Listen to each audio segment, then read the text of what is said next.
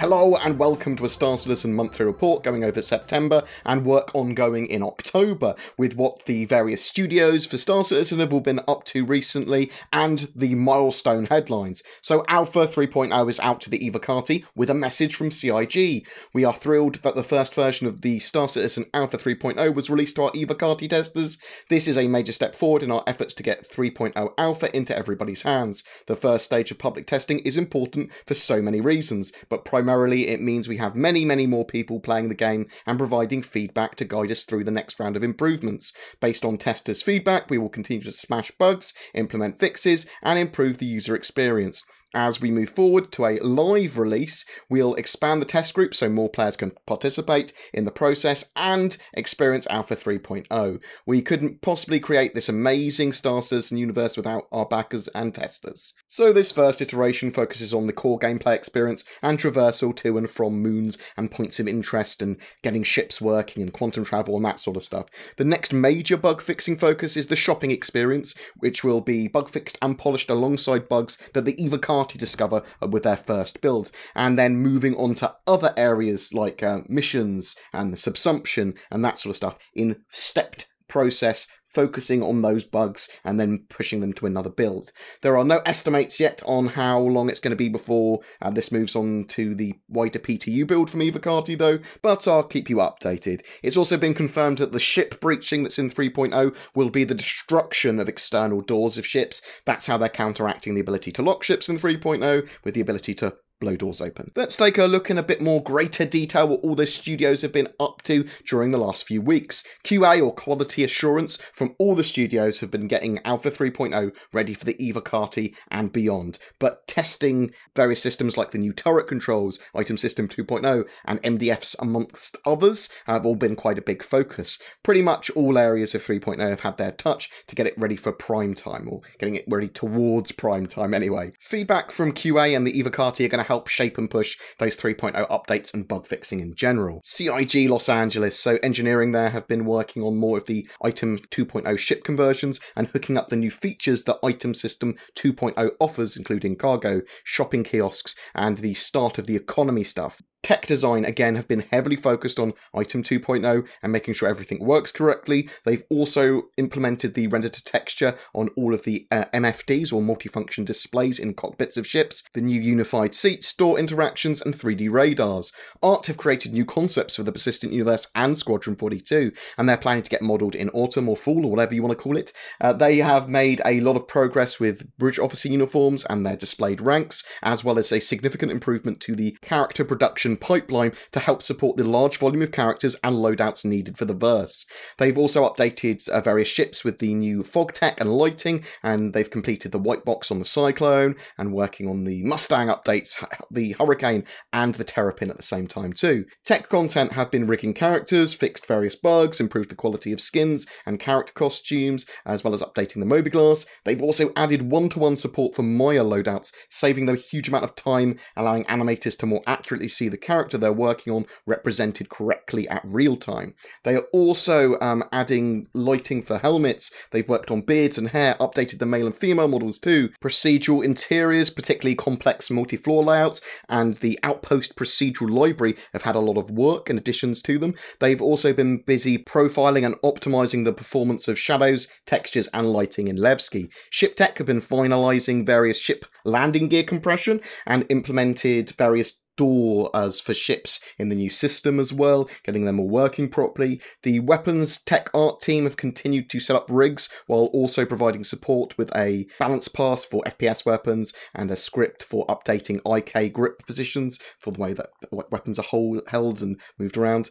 Narrative have been working on procedural mission text for 3.0's Persistent Universe and info for the job boards, as well as flashing out all the names and descriptions of items, weapons and equipment. Let's take a look at what the CIG Austin studio have been up to. Design have brought Ruto, the second major quest giver, to life and implemented him into subsumption, as well as pushing forward with the rest of his behaviours as well. He appears to be a hologram in the coming electronics shop in Grimhex and a parody of Imperator Costigan, Costigan, I don't know how to pronounce his name. NPC admin workers have been integrated into missions too. They have added more bespoke animations for them, receiving boxes and packages.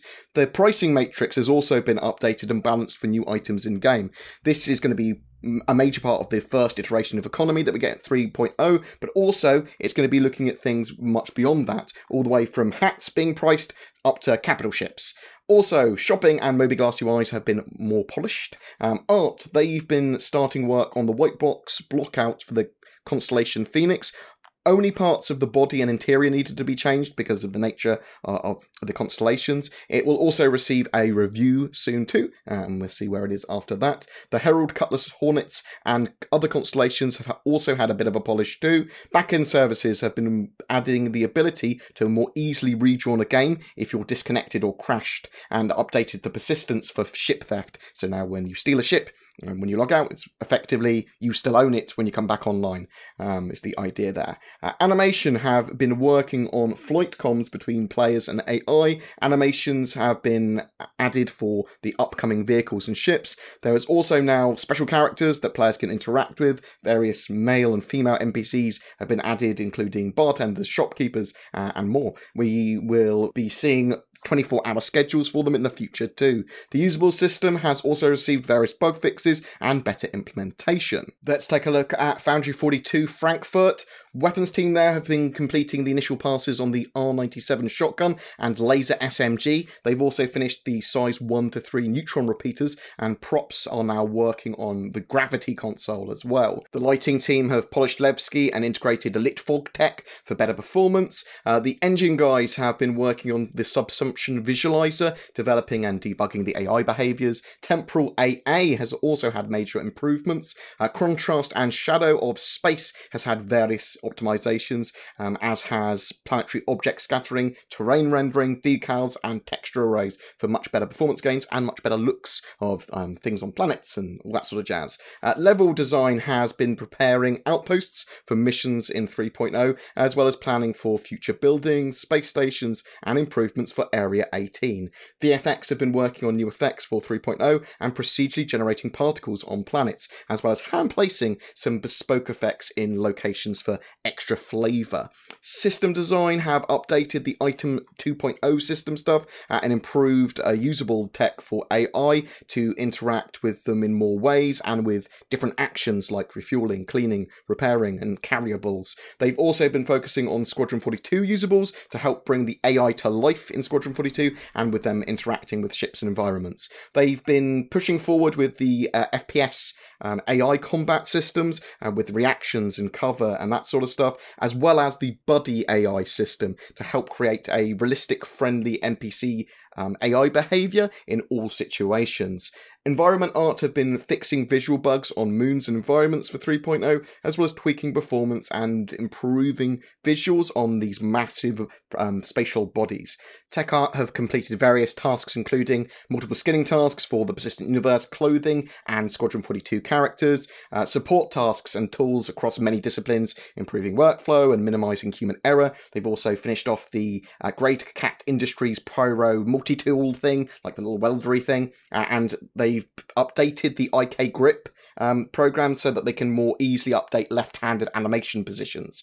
AI have been working on traversal and complex maneuvers for ships and dogfighting AI, which is about 60% complete, they estimate anyway. Also, the first pass of AI patrolling has been completed, as well as combat AI with various behaviours, reactions, and adaptation has been implemented. Specific behaviours will be triggered by events, enemies, sounds heard, people coming into visual range, and that sort of stuff, all different triggers there. Foundry 42 UK have been up to a lot of different stuff. They do a huge cross-section of the game. Graphics have been focused on improvements to 3.0, but also longer-term tasks for 3.1 and Squadron 42 Episode 1. They've added shadow map support to the render-to-texture system, allowing for many other improvements as well. A streaming update system has been added, and cached shadows have been optimized for a reduced CPU and GPU resource cost. especially for lower NPCs, as well as having various quality improvements too. The asteroid system has had various changes to it to make it more widely usable for 3.0, better randomization and noise, physicalization on demand, and AI avoidance volumes. They've also added voxel support to the gas cloud system and enabled support for third-party volumetric simulations to be imported into the engine. The material blending shaders were also generalized and improved so they can more easily add new shader features. This has also been the foundation of the new glass and various layer blending shaders. UI have been getting all aspects of 3.0 UIs ready, notably the contract manager, ship selector, insurance, and star map have had some additional tweaks and polish. With programming, the usable tech underwent a rewrite to integrate it better with the AI decision making, allowing for more seamless transitions between movement and interaction. They have made improvements to the mannequin, the animation selection system to handle situations where a performance should play on a specific idle set and then optionally return to another idle, as well as more progress on the AI subsumption and mission system for random events. This includes dynamically spawning entities like characters, ships, props, all with the correct names, in any environment or space or surface or procedurally generated planets or derelicts, whatever it be, mission items or NPCs to fight. The ship's team completed a remade Vanguard cockpit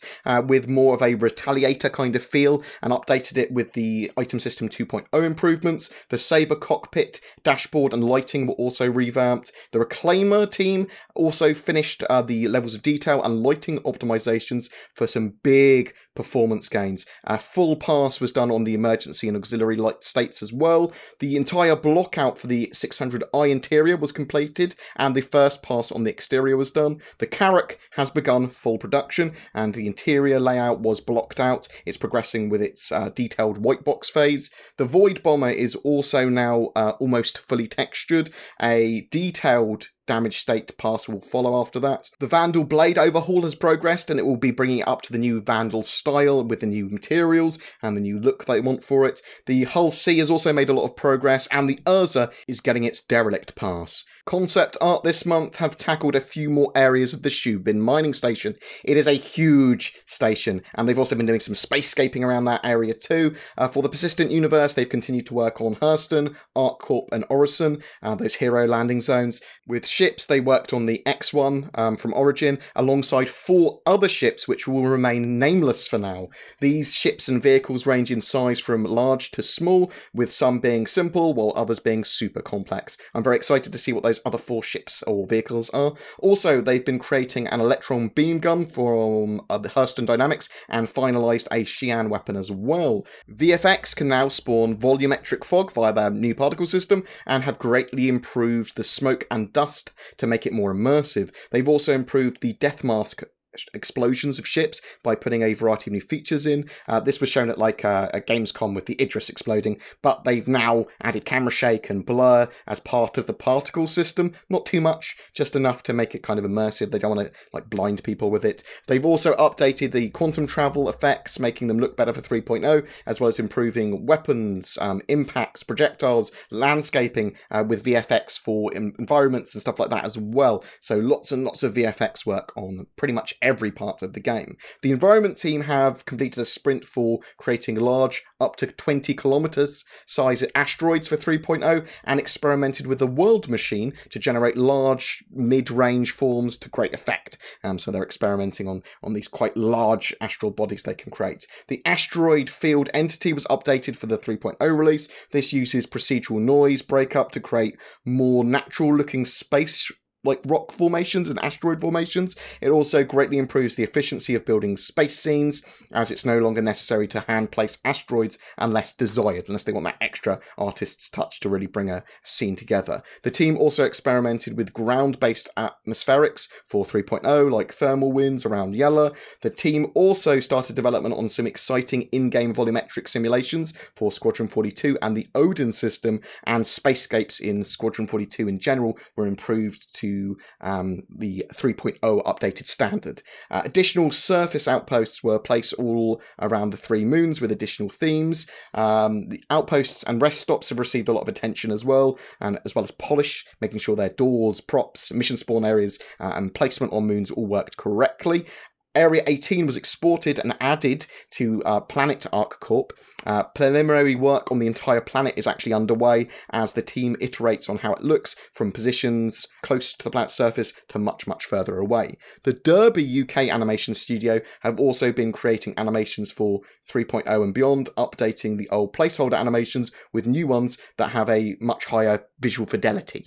Jumping, moving at various speeds, behaviours, enter and exit animations have all been a focus. Turbulent. So the Turbulent team have continued to prepare the website for major changes, and they've been working on new and updated ship stats to be more accurate across the board. This is a very welcome addition when it actually comes online. Some additions to the design and kind of things shown off in the new stats page will be the introduction of VTOL, retro, fixed and gimbaled thruster icons to identify quickly ship's speed and maneuverability, additional maneuvering details including pitch, yaw and max roll, and the specifications for missiles and missile rack manufacturers, models and sizes, a much more detailed spec of exactly what systems and components they've got. As each ship is reviewed in depth, the team will continue to refine the details. Aside from the display of ships, they've created a back-end service that allows technical details to be uploaded in one shot. This system will help keep the ship matrix up to date, and we should hopefully see these updates by Christmas, if not before. Spectrum is obviously another one of their focuses, and moving forward with the 0.3.7 release of Spectrum, which will hopefully be coming in October. This is going to have additional features like custom roles, group PMs, as well as achieving a desktop version of Spectrum. Desktop version is going to give them a framework for the in-game overlay. Also, the launcher, the new Delta patcher or new launcher has been given to the Evocati along with Alpha 3.0, and they're testing it now, so hopefully nice quick patch downloads. Some other stuff, the Game Changer has basically been confirmed as well in the monthly report as the next concept ship. We know it's going to be a large civilian-based ship or role. It's catering for something in the game that no other ship currently does, and although it's unconfirmed, it's likely to go on sale at CitizenCon on the 27th of October. Talking about CitizenCon, they are going to reveal some more of the features of what they plan to have at this 7-hour event on Friday the 13th. Every month we give away a ship. For October, it's a Constellation Aquila with Ursa Rover and P-52 Snubcraft. That ship and all of its gear work in 3.0. Woo! Well, maybe the snub doesn't detach. We don't know that yet. We don't know. But anyway, all you need to do is be subscribed to my YouTube channel and comment on any of my Star Citizen videos during the month to be in for a chance to win that. Do you have any questions about the monthly report, about Alpha 3.0, about Evocati stuff, or Star Citizen's development in general? A special thank you to my Patreons who allow me to create the amount of content I do. If you're interested in becoming one of them, you can find everything that we've talked about, including links to Patreon, down below. Please don't forget to like and subscribe, as it really does help me, and I will see you in the verse.